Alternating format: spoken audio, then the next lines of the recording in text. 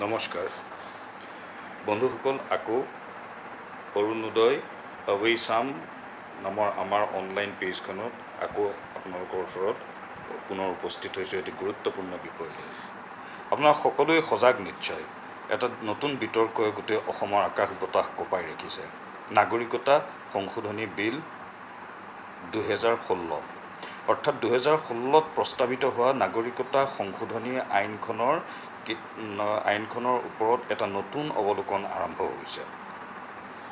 এই বিষয়টো আজি বহুত দিনৰ পৰা চৰ্চা কৰা হৈ আহিছে আৰু আমাৰ ইউটিউব চেনেল অৰুণোদয় উইকলি অৰ্থাৎ অৰুণোদয় অৱৈচামতো আমি এই বিষয়ে কথা পাতিছোঁ। এতিয়া নাগৰিকতা সংশোধনী বিলখনত বহুবিলাক বিতৰ্কিত বিষয় জড়িত হৈ আছে। আজি খুব কৌশলেৰে এটা বিশেষ বৰ্গই, মই নাম নলওঁ সেই বৰ্গটো কোন, এটা বিশেষ বৰ্গই অতি কৌশলে নাগৰিকতা সংশোধনী বিলখনৰ সন্দৰ্ভত অসমত গঢ় লৈ উঠা এই জাতীয় আন্দোলনটোক দেখি এই আন্দোলনটোক এটা বিপথে পৰিচালনা কৰিবৰ কাৰণে নানা ধৰণৰ কূট ষড়যন্ত্ৰ চলি আছে। অসমৰ জাতীয়তাবাদীসকলৰ যথেষ্টখিনি ভুল মই দেখিবলৈ পাওঁ। তেওঁলোক অতি উগ্ৰ আৱেগিক।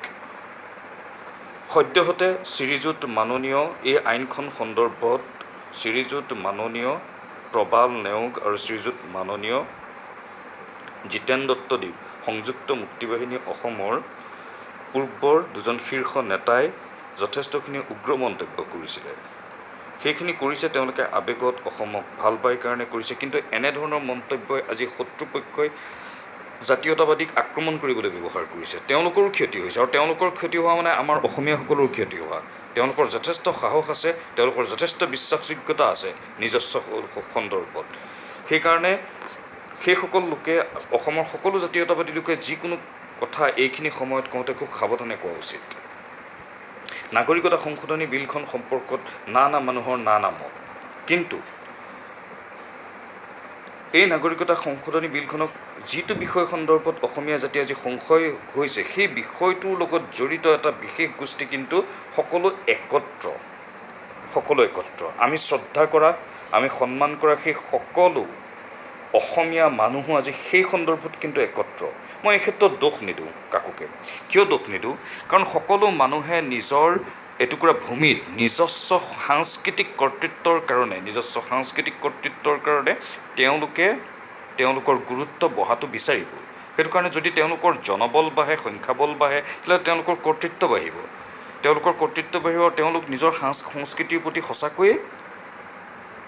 সঁচাকৈয়ে তেওঁলোক নিজৰ সংস্কৃতিৰ প্ৰতি আত্মবলিদান দিব পাৰে। কিন্তু আমি সেইখিনি আত্মবলিদান দিব নোৱাৰোঁ অসমীয়া মানুহে।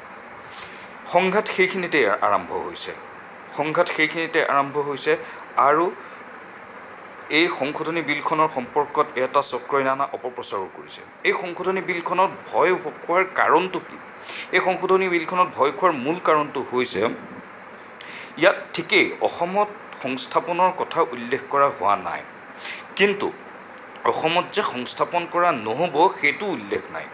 অসম ভাৰতবৰ্ষৰ সেইকেইখন বিশেষ ৰাজ্যৰ অন্তৰ্ভুক্ত ৰাজ্য নহয় যিবোৰ ৰাজ্যলৈ গ'লে ইনাৰ লাইন পাৰ্মিটৰ প্ৰয়োজনীয়তা আহি পৰে। অসম সেইবিলাক ৰাজ্যৰ ভিতৰত নপৰে। অসমত প্ৰৱেশ কৰিবলৈ হ'লে কোনো ইনাৰ লাইনৰ ব্যৱস্থা নাই বা কোনো বিশেষ এনেকুৱা এটা বিধিবদ্ধতা নাই যাৰ দ্বাৰা অসমীয়া মানুহে নিজৰ কৰ্তৃত্ব এই অঞ্চলত স্থাপন কৰিব। কিয়? কাৰণ ভাৰতৰ একনাগৰিকত্ব সূত্ৰ অনুসৰি অসম ভাৰতবৰ্ষৰ এখন অংগৰাজ্য আৰু একনাগৰিকত্বৰ সূত্ৰ অনুসৰি ভাৰতবৰ্ষৰ যিকোনো এখন ৰাজ্যৰ মানুহে ভাৰতবৰ্ষৰ যিকোনো এখন ৰাজ্যত বসতি কৰিব পাৰে। সঁচা, কিন্তু ক্ষুদ্ৰ জাতিসত্তাৰ কাৰণে সেইটো সম্ভৱ নহয়। অসমৰ দৰে অসমীয়াৰ দৰে ক্ষুদ্ৰ জাতিসত্তাৰ কাৰণে সেইকাৰণেই সম্ভৱ নহয়। বৃহৎ জাতিসত্তাৰ কাৰণে সেইটো সম্ভৱ। এখন ৰাজ্যৰ পৰা গৈ বিধিমতে, আইনমতে সেইটো সম্ভৱ। কিন্তু অসমীয়া মানুহে সেই কৰ্তৃত্ব অন্য ৰাজ্যত পায়নে? সেই সন্মান অন্য ৰাজ্যত পায়নে?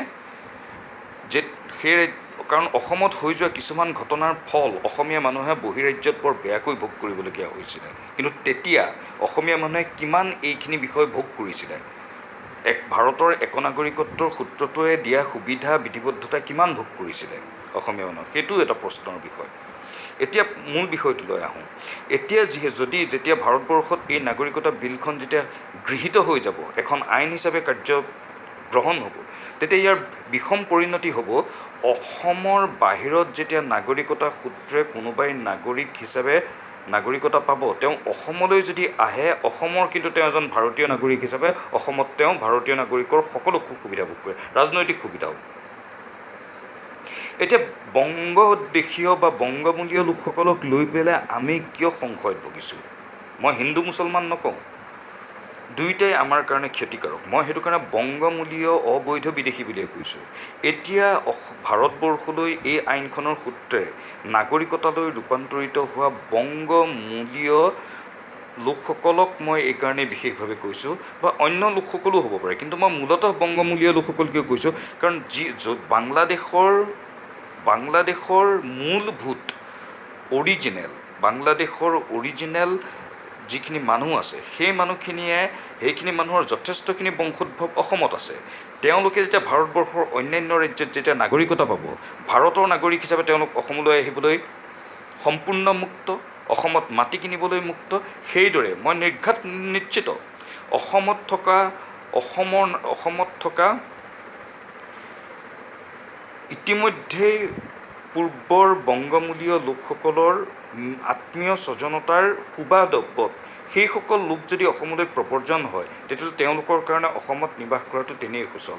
তাৰ উপৰিও ইতিমধ্যে শৰণাৰ্থী ৰূপে আইনমতে গৃহীত হোৱা, নাগৰিকতা নোপোৱা অসমত থকা অন্যান্য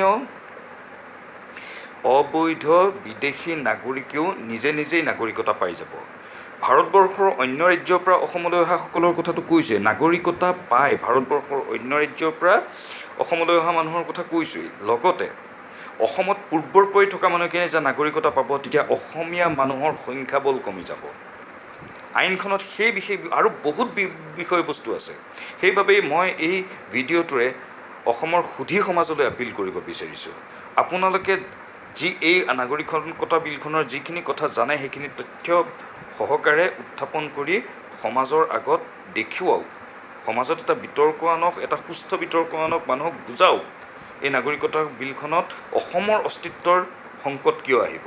শেষত মোৰ বংগমূলীয় লোকসকলৰ প্ৰতি এটা অনুৰোধ, অসমীয়া মানুহ কোনো দিন, অসমীয়া জাতীয়তাবাদ, অসমীয়া মানুহ কোনো দিন বঙালী, বিহাৰী, পাঞ্জাবী, হিন্দু, মুছলমান কোনো মানুহৰ প্ৰতি আমাৰ কোনো বিৰোধ ভাৱ নাই। কাৰণ অসমীয়া ভাষী মানুহৰ মাজত মুছলমান মানুহ আছে, হিন্দু মানুহো আছে। অসমীয়া ভাষী মানুহৰ মাজত খ্ৰীষ্টান মানুহো আছে, অন্যান্য মানুহো আছে। বহু দিনৰ আগৰ পৰা অসমলৈ প্ৰব্ৰজন কৰা বিহাৰী, মাৰোৱাৰী মানুহো অসমীয়া মানুহ হৈ গৈছে। আমি সকলোকে আদৰিছোঁ। কোনোবাই আমাক নাদৰিলেও আমি লোকক আদৰি লৈছোঁ। আমাৰ সেইখিনি ধৃষ্টতা আছে, আমি সেইখিনি মানুহক আদৰি লৈছোঁ। আমাক কোনোবাই আদৰি নল'লেও আমি আদৰি লৈছোঁ। আপোনালোকে মনত ৰাখিব, মই অন্যান্য অনা অসমীয়া বা অসমীয়াসকলক কৈছোঁ, মই তেওঁলোকক অসমীয়া বুলি সন্মান দি কৈছোঁ। আপোনালোকে ভাবি চাব, অসমীয়া ভাষী অসমৰ খিলঞ্জীয়া থলুৱা জনগোষ্ঠীসকলৰ অন্য এখন প্ৰদেশ নাই, বড়োসকলৰ অন্য এখন প্ৰদেশ নাই, মিচিংসকলৰ অন্য এখন প্ৰদেশ নাই, কলিতাসকলৰ অন্য এখন প্ৰদেশ নাই, বামুণসকলৰ অন্য এখন প্ৰদেশ নাই, আহোমসকলৰ অন্য এখন প্ৰদেশ নাই। তেওঁলোকে নিজেই যুঁজি আছে, এই অঞ্চলটোতেই তেওঁলোকৰ সুকীয়া প্ৰদেশৰ কাৰণে যুঁজিছে। হয়, সেইটো এটা সুকীয়া বিষয়, সুকীয়া আলোচ্য বিষয়। কিন্তু সদৌ অসমীয়া, সকলো জাতি জনগোষ্ঠীকে সাঙুৰি যিটো আমি অসমীয়া বুলি কওঁ, সদৌ অসমীয়া মানুহৰ সুকীয়া এখন ৰাজ্য নাই, অসমীয়া ভাষী লোকৰ সুকীয়া এখন ৰাজ্য নাই। কিন্তু মই সন্মান সহকাৰে কওঁ, বঙালীসকলৰ 4খনকৈ ৰাজ্য আছে সঁচা কথা ক'বলৈ গ'লে। 1 নম্বৰতে পশ্চিমবংগ, যিহেতু এখন বিৰাট ডাঙৰ ভাৰতবৰ্ষত তেওঁলোকৰ এটা সাংস্কৃতিক স্তম্ভ। দ্বিতীয়খন হৈছে ত্ৰিপুৰা, তৃতীয়খন হৈছে উত্তৰাঞ্চল, চতুৰ্থখন হৈছে ঝাৰখণ্ড, উত্তৰাঞ্চল, ত্ৰিপুৰা। এই 3খন তেওঁলোকৰ সৰ্বাধিক মানুহ আছে। তাৰপিছতে মূল তেওঁলোকৰ পিলাৰ হৈছে পশ্চিমবংগ। তেওঁলোকৰ 4খনকৈ ৰাজ্য আছে, 4খনকৈ, চাবলৈ গ'লে 5খনকৈ ৰাজ্য আছে তেওঁলোকৰ, 5খনকৈ ৰাজ্য আছে, 5খনকৈ ৰাজ্যত তেওঁলোকৰ গুৰুত্বপূৰ্ণ, আৰু সেই 5মখন ৰাজ্য হৈছে অসম।